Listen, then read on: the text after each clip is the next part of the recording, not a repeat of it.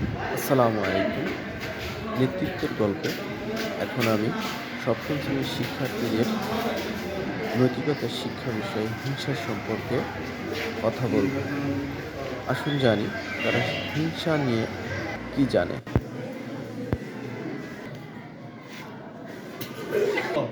হাসাদ অর্থ হিংসা, ঈর্ষা, পরশ্রীকাতরতা প্রভৃতি।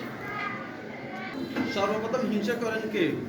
হযরত আদম আলাইহিসসালাম সৃষ্টির পর তার মর্যাদা দেখে সর্বপ্রথম হিংসা করেন ইবলিস এবং মানব সৃষ্টির পর সর্বপ্রথম হিংসা করেন হযরত আদম আলাইহিসসালামের সন্তান কাবিল।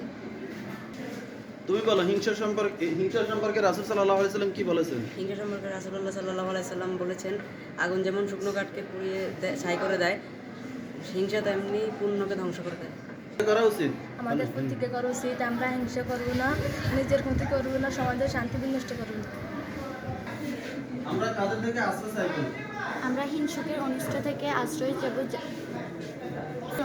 আশ্রয় চাই যখন সে হিংসা করে। হিংসুক ব্যক্তি আল্লাহর কাছে এবং মানুষের কাছে খুব ঘৃণিত, কেউ তাকে ভালোবাসে না। হুজুর